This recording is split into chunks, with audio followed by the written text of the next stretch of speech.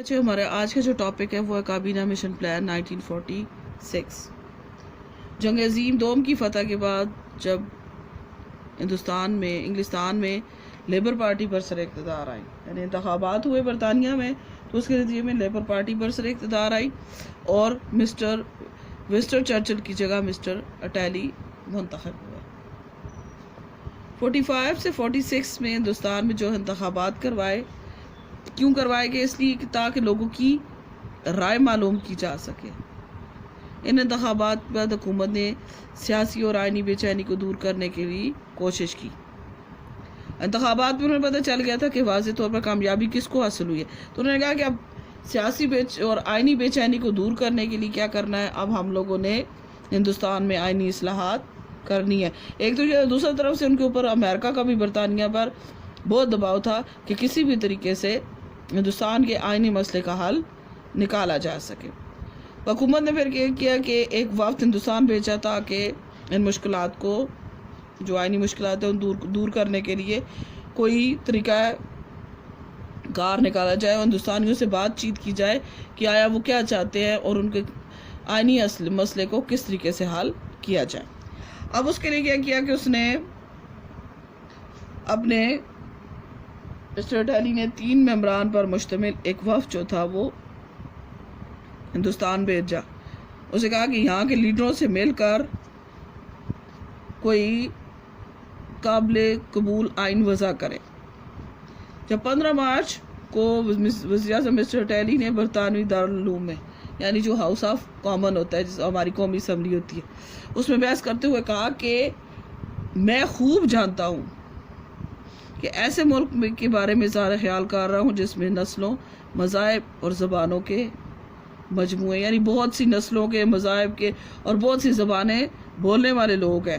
اس طرح جو مشکلات ہوں گی ان سے بھی واقف ہوں کہ جو مشکلات پیش آ رہی ہیں میں ان سے لیکن ان مشکلات پر ہم لوگ نہیں، صرف اور صرف ہند کے لوگ قابو پا سکتے ہیں، کہ جو علاقہ جس کا ہوتا ہے وہ خود ہی وہاں کے مسائل کو جان سکتا ہے اور ان کو حل کرنے کا طریقہ بھی جانتا ہے۔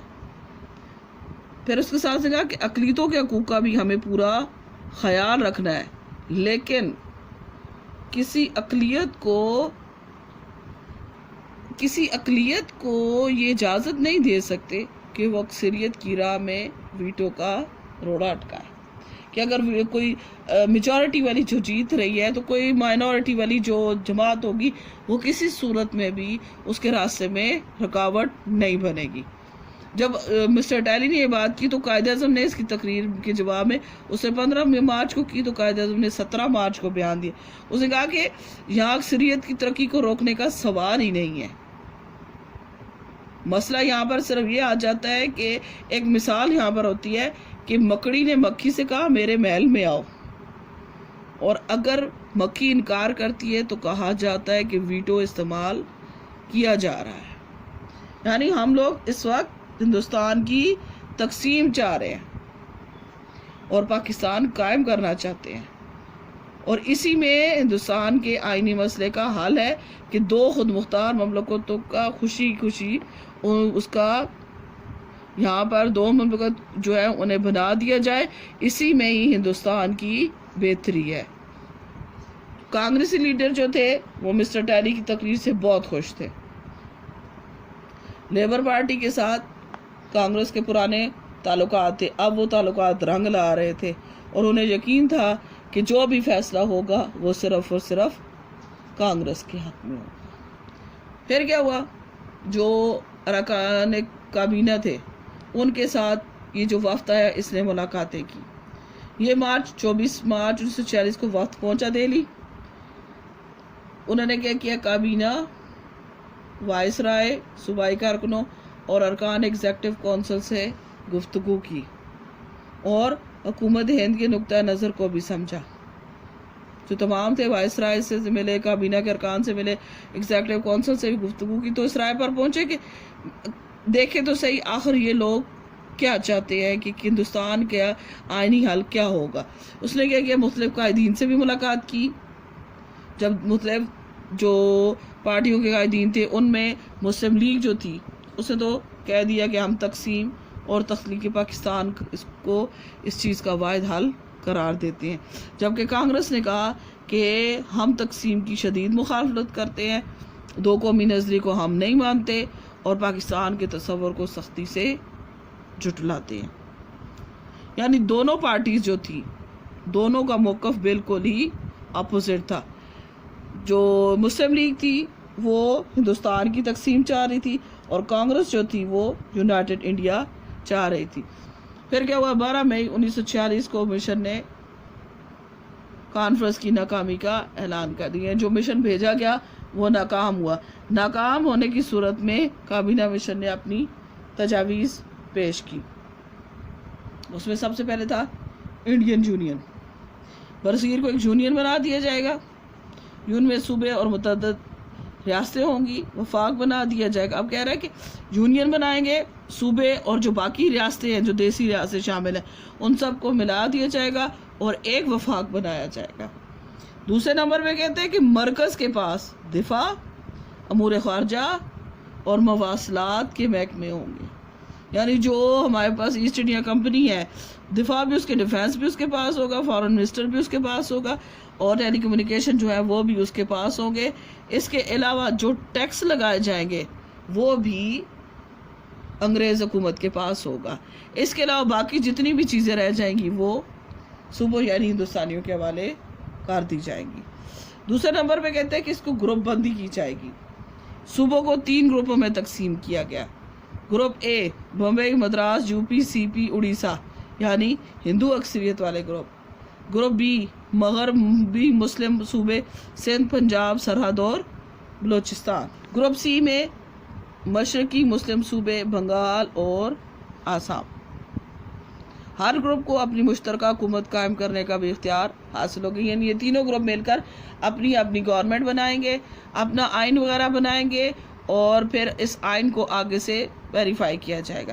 اب صوبائی اسمبلی کے ارکان مرکزی آئین ساز اسمبلی کا چناؤ کریں گے۔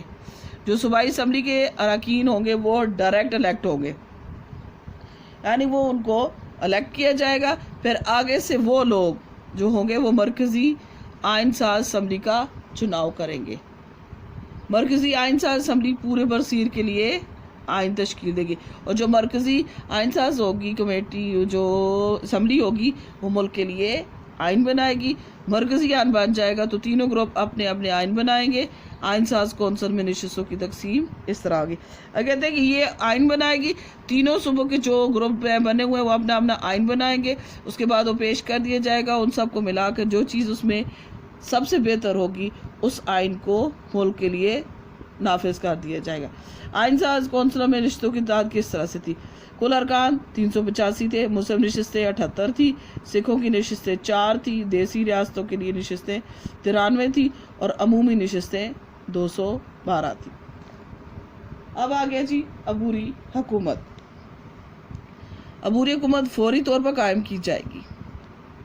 جو کام سارا کیا جائے گا، حکومت جو بنی ہے وہ جلد سے جلد اسے قائم کیا جائے گا اور جو آئین کی تشکیل تک عبوری حکومت چلائے گی۔ جب تک آئین نہیں بن جائے گا تب تک وہ عبوری حکومت جو ہے وہ ملک کو چلائے گی۔ عبوری حکومت میں شامل قیام وزراء مقامی ہوں گے کہ جو کو عبوری حکومت میں لوگ شامل ہوں گے وزراء وہ مقامی ہوں گے۔ کانگریس کے 5 ہوں گے نمائندے، ہندو نافذ کردہ ہندو، مسلم لیگ کے 5 اراکین اور 1 اچھوت، 1 سکھ، 1 پارسی اور 1 دیسی عیسائی شامل ہوں گے۔ یعنی کانگریس کے 5، مسلم لیگ کے 5، 1 اچھوت ہوگا، 1 سکھ ہوگا، 1 پارسی ہوگا اور 1 دیسی شامل ہوں گے۔ صوبے کی تکلیدگی ہوگی مرکزی آئین بننے اور عارضی حکومت کے قیام کے 10 سال بعد۔ یعنی اگر آئین بنتا ہے اور عارضی حکومت جو ہے اس کا قیام کے 10 سال گزر جاتے ہیں تو کوئی بھی صوبہ اپنے آپ کو یا تو دوسرے گروپ میں تقسیم جا سکتا ہے یا 3 گروپوں میں سے وہ کسی کے بھی گروپ میں بھی شامل ہو سکتا ہے، اپنا گروپ تبدیل کر سکتا ہے، یا پھر اگر وہ علیحدہ ہونا چاہے تو علیحدہ بھی رہ سکتا ہے۔ صوبوں اور ریاستوں کی حیثیت۔ صوبے اور ریاستیں وفاق کی بنیادی اکائی ہوں گے۔ طے شدہ محکموں کے علاوہ تمام محکمے صوبوں کی تحویل میں ہوں گے، کہ جو بتایا گیا تھا آپ کو کہ مواصلات تھی، وزیر خارجہ تھا، ٹیکس لگانے تھے اور دفاع جو تھا، اس کے علاوہ جتنے بھی محکمے ہیں وہ سارے کے سارے ہندوستانیوں کے حوالے کر دیے جائیں گے. ریاستیں کچھ اختیارات مرکزی حکومت کو دیں گی، باقی اختیارات ان کے پاس ہوں گے. نیکسٹ ہے حق استرداد. اگر کسی سیاسی جماعت کابینہ مشن تجاویز کو ناپسند کرتی ہے تو وہ انہیں مسترد کر سکے گی. البتہ عبوری حکومت میں شامل ہونے کا حق اسی سیاسی جماعت کو دیا جائے گا جو تجاویز کو قبول کرے گی، کیونکہ دونوں میں سے کوئی بھی جماعت جو ہے وہ ان تجاویز کو مان بھی سکتی ہے اور انکار بھی کر سکتی ہے، لیکن جو عبوری حکومت بنائی جائے گی اس میں وہی پارٹی شامل ہوگی جو ان تجاویز کو قبول کر لے گی. یہ نقطہ نظر سن کر کانگریس کو بہت خوشی ہوئی. ان کا خیال تھا کہ اس میں کابینہ مشن میں مسلمانوں کا مطالبہ نہیں مانا جا رہا، اس لیے وہ تجاویز کو رد کر دے گی اور کانگریس مرکزی حکومت بنا کر اس پر قابض ہو جائے گی. سارا ہم لوگوں نے پڑھا کابینہ مشن کے بارے میں. اب کابینہ مشن جب فیل ہو گیا، اس نے اپنی تجاویز دے دی، تو اس پر سیاسی جماعتوں کا کیا رد عمل تھا؟ سیاسی جماعتوں کے رد عمل میں سب سے پہلے انڈین نیشنل کانگریس نے جب کابینہ مشن پیش ہوا تو اس کے سیاستدانوں اور اخبارات نے بے پناہ خوشی کا اظہار کیا اور کابینہ مشن کو مسلم لیگ کی شکست کا نام دے دیا. پلان نے تو جنا کے پاکستان کو دفن کر دیا ہے. نہرو نے پھر ایک اور جگہ بھی کہا کہ کانگریس کو پلان منظور کر لینا چاہیے کیونکہ یہ مسلمانوں کے خواب بکھیر چکا ہے.